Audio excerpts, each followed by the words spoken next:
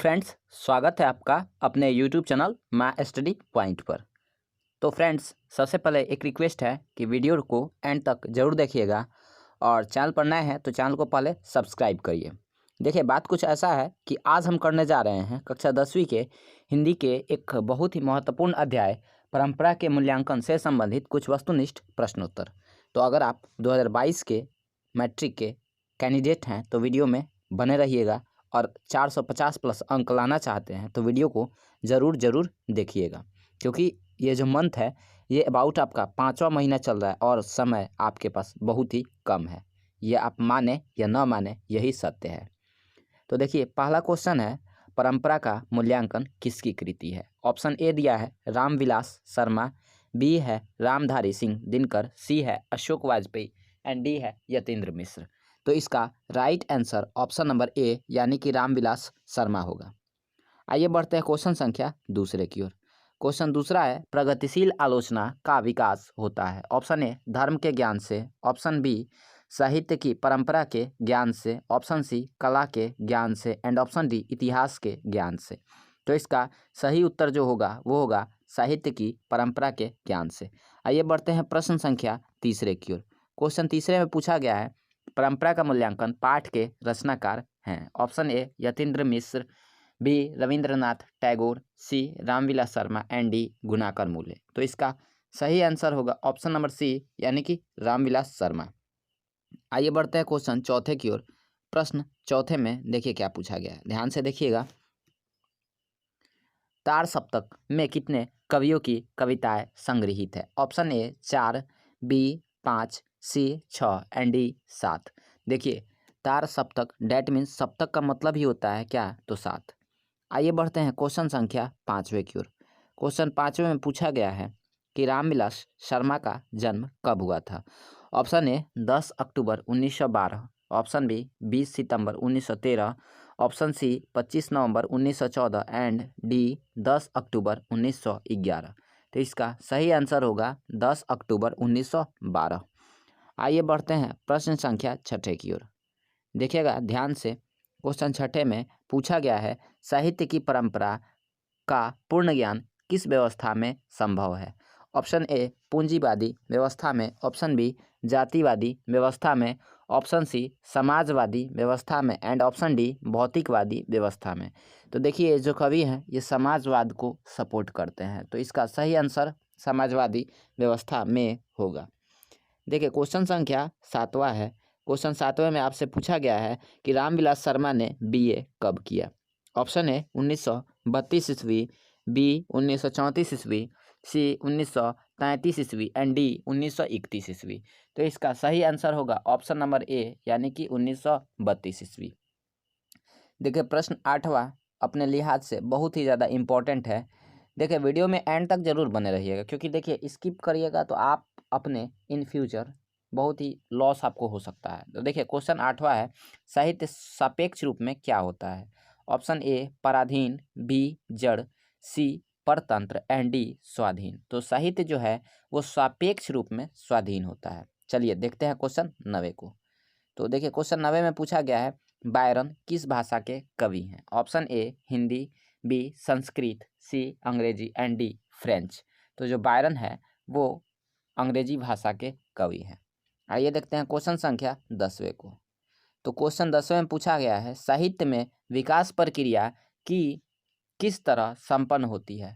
Option A है समाज की तरह, बी जंगल की तरह, सी शहर की तरह एंड डी परिवार की तरह। तो इसका सही उत्तर होगा समाज की तरह।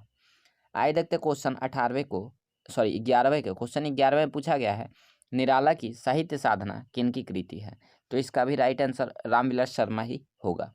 आइए देखते क्वेश्चन संख्या 12वें को। क्वेश्चन 12वें में पूछा गया है, परंपरा का मूल्यांकन किस विद्या की रचना है। ये बहुत इंपॉर्टेंट क्वेश्चन है।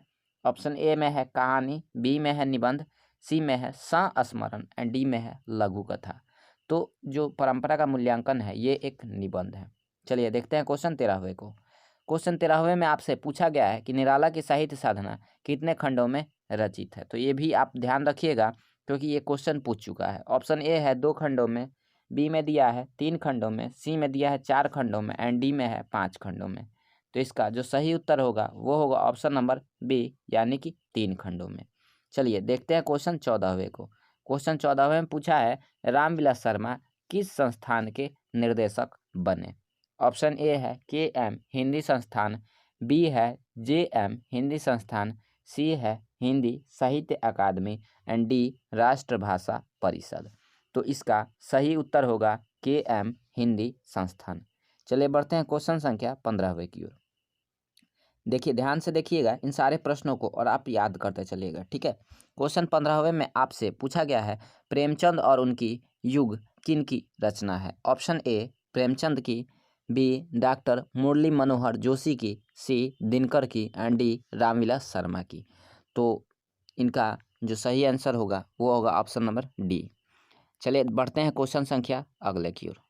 क्वेश्चन 16वें में पूछा गया कि एथेंस किस महादेश में है? Option A Europe, B Asia, C America and D Australia. तो इसका सही आंसर होगा ऑप्शन नंबर ए यूरोप, ठीक है। एथेंस को ही ग्रीस के नाम से भी जाना जाता है। चलिए देखते हैं क्वेश्चन संख्या अगले को। क्वेश्चन अगले में पूछा गया लैटिन कवि कौन है? Option A Virgil, B Byron, C Shakespeare and D Rainer Maria Rilke. तो इसका right answer option number A होगा, यानी कि वर्जिल।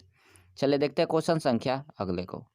देख क्वेश्चन आपसे 18वें में क्या पूछा गया? आपसे 18वें में पूछा गया अज्ञे ने तार सप्तक कब प्रकाशित किया? इसमें 4 ऑप्शन है, देख लीजिए और इसको आप स्क्रीनशॉट ले लीजिए होमवर्क के लिए, ठीक है। और कमेंट सेक्शन में इसके बारे में आप कमेंट जरूर करिएगा। चलिए देखते हैं क्वेश्चन 19वें को। क्वेश्चन 19वें में आपसे पूछा गया है, रामविलास शर्मा ने BA किस विश्वविद्यालय से किया? ऑप्शन ए दिया है आपका दिल्ली विश्वविद्यालय, बी लखनऊ विश्वविद्यालय, सी प्रयाग विश्वविद्यालय एंड डी पटना विश्वविद्यालय। तो इसका जो सही उत्तर होगा वो होगा लखनऊ विश्वविद्यालय। चलिए देखते हैं क्वेश्चन 20 को। क्वेश्चन 20 में आपसे पूछा गया है, रामविलास शर्मा ने लखनऊ विश्वविद्यालय के किस विभाग में अध्यापन किया?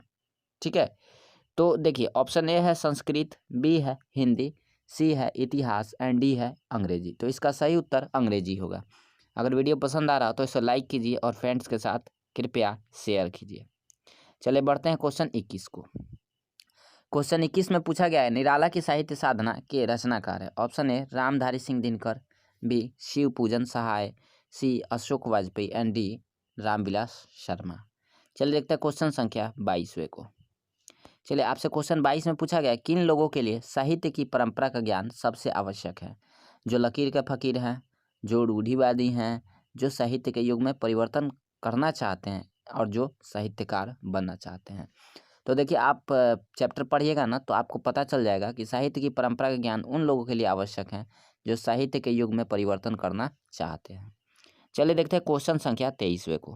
क्वेश्चन 23वें में आपसे पूछा गया है, साहित्य सापेक्ष रूप में होता है, क्या होता है? पराधीन, स्वाधीन, कलाधीन और राजाधीन। तो साहित्य जो है सापेक्ष रूप में होता है स्वाधीन। चलिए देखते हैं क्वेश्चन 24वें को। आपसे क्वेश्चन 24 में पूछा गया है, साहित्य के निर्माण में किन की भूमिका निर्णायक है? ऑप्शन ए प्रतिभाशाली मनुष्य की, ऑप्शन बी भाग्यवादी मनुष्य की, ऑप्शन सी परिश्रमी मनुष्य की एंड ऑप्शन डी पूंजीपति मनुष्य की।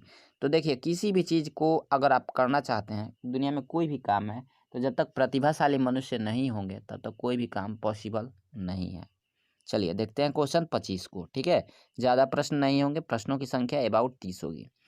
क्वेश्चन 25 में पूछा गया कि अविच्छिन्न का शाब्दिक अर्थ है? ऑप्शन ए है खंडित, बी अटूट, सी प्रवाहित एंड डी ठहराव। तो इसका सही उत्तर होगा ऑप्शन नंबर बी, यानी कि अटूट।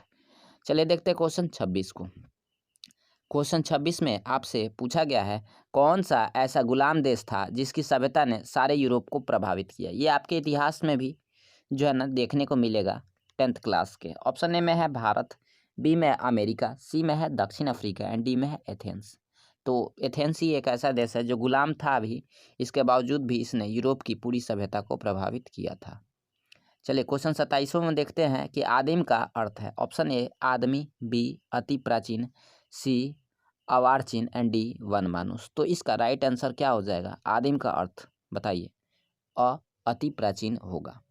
चलिए देखते हैं क्वेश्चन 29वें को, ठीक है। इस क्वेश्चन को देखिए, इन सारे प्रश्नों को आप याद करिएगा, अन्यथा फिर वीडियो बनाने का कोई फायदा नहीं है। देखिए क्वेश्चन 28 में पूछा गया, किस वर्ष की क्रांति के बाद रूसी और गैर रूसी जातियों में आपसी में बहुत बड़ा परिवर्तन हुआ। तो वो क्रांति थी 1917 की क्रांति, जिसको बोल्शेविक क्रांति के नाम से भी जाना जाता है। आई होप कि आप हमारे बातों को समझ रहे होंगे। अगर समझ रहे हैं तो वीडियो को लाइक करिए और शेयर करिए। चैनल पर अगर नए बार हैं, पहली बार हैं, तो सब्सक्राइब करिए। यहाँ तक आ गए हैं तो सब्सक्राइब करके ही जाइएगा। देखिए क्वेश्चन 29वें में है कि सभ्यता का हर स्तर क्या नहीं होता है। बहुत ही मज़ेदार क्वेश्चन है, इंपॉर्टेंट है और इसको ध्यान से देखिएगा। ऑप्शन ए है धर्म युद्ध, बी है कर्म युद्ध, सी है वर्ग युद्ध एंड डी है द्वंद्व युद्ध। तो इसका right answer option number C होगा, वर्ग युद्ध। सभ्यता का हर स्तर वर्ग युद्ध नहीं होता है। चलिए क्वेश्चन नंबर आपसे पूछा गया है 30। ठीक है, क्वेश्चन नंबर 30 है कि शर्मा जी ने पुरस्कार की राशि किसे दान स्वरूप दिया। ऑप्शन ए है गरीबों को, बी है बेरोजगारों को, सी है भारत सरकार को एंड डी है राज्य सरकार को। तो देखिए ऐसा है कि हम इस क्वेश्चन को नहीं करा रहे हैं, इसका आपको विवेक के साथ आंसर देना है, अन्यथा आप बुक में से ढूंढ करके इसका आंसर दीजिए। ठीक है, तो आपके लिए होमवर्क में 2 प्रश्न हमने दे लिया। ठीक है, तो फिर मिलते हैं नेक्स्ट वीडियो में। तब तक के लिए अपना ख्याल रखिए और परिवारजनों का ख्याल रखिए। ठीक है।